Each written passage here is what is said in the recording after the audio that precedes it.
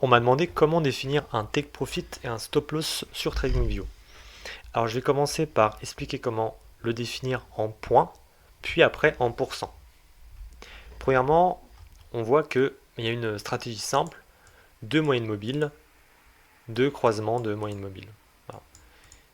Donc ensuite, il faut définir déjà notre take profit. Donc on va mettre 20 et notre stop loss. On va mettre 10. Il faut donc une fois que la condition de la stratégie est validée, à ce moment-là, on va prendre un trade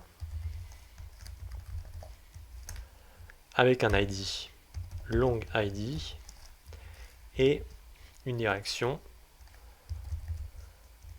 du coup à l'achat.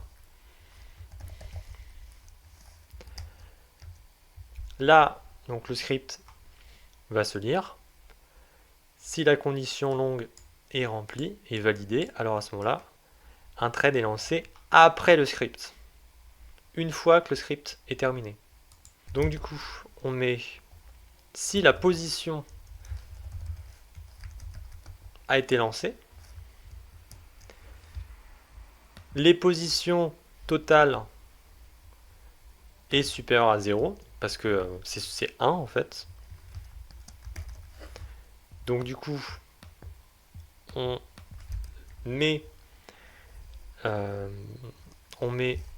stratégie.exit,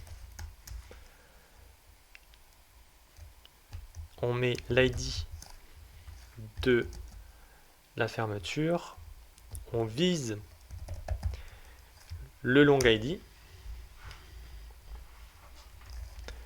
et ensuite on ajoute le profit donc le profit c'est le TP et le stop, le loss c'est SL. Voilà. Donc ce qu'il faut comprendre, petit détail, c'est que quand on met stratégie entrée ici et qu'on met un identifiant, l'identifiant c'est l'identifiant d'un trade unique. Donc si on revient ici, on ne va pas relancer un trade parce que cet identifiant sera déjà en position. Voilà, donc il y aura déjà une position avec ce nom-là. On ne peut pas dupliquer les positions avec le même identifiant.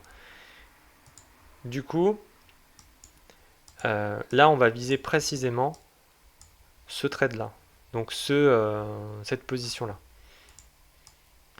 Là, on est obligé de créer donc ça. Pourquoi? Parce que le script doit lancer la stratégie, donc doit lancer le trade avant de pouvoir lui attacher un exit. Voilà. Donc là, si on lance, normalement, il va y avoir un problème. C'est que, vous voyez, là, on a défini en stop loss 10 points. Mais là, on n'a pas du tout 10 points. Là, on a 2 points. Pareil sur les take profit. Là, on a 5 points. C'est pas du tout logique. Pourquoi? Parce que, en fait, profit et loss sont en tick. Donc, c'est-à-dire que là, on a 10 ticks. Là, on a 20 ticks. Un tick pour savoir la taille des ticks. On va sur notre instrument ici. Donc, on fait information sur la sécurité. Et à ce moment-là, juste ici, taille du tick 0,25. Donc là, ça va être simple, hein, pour remettre en point, il suffit de faire x4. Et c'est ce qu'on va faire ici, x4.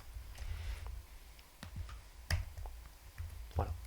Donc là, on remet en point, et à ce moment-là, on a bien, donc là, c'est un take profit.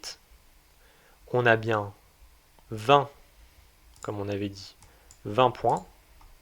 Et en stop loss, on a bien 10 points.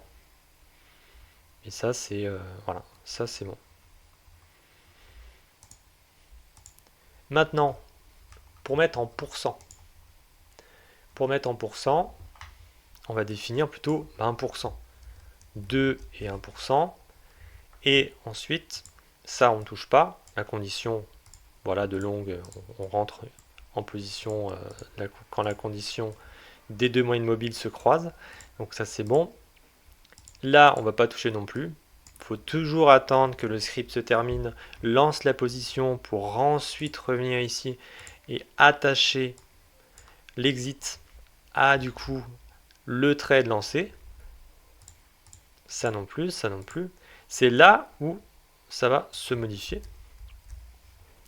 Pourquoi? Parce que là, on va parler en prix.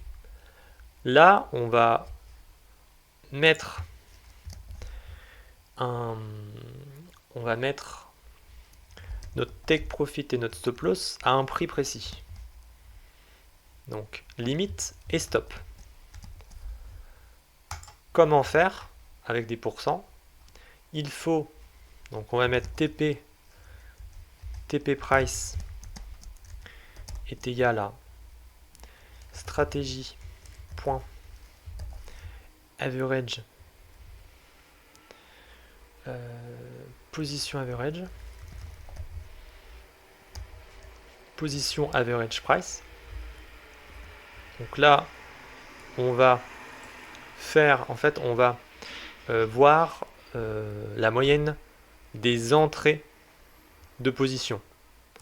Donc si on rentre à 100$, et même si le prix est à 120 et qu'on est en positif de 20$, ça sera 100. C'est la moyenne des entrées. Voilà. Donc là, si, vu qu'on n'a qu'une seule position, position average sera le prix d'entrée de la position du coup long ID. Et du coup, pour le mettre en pourcent, il suffit de faire fois donc 1 plus le TP,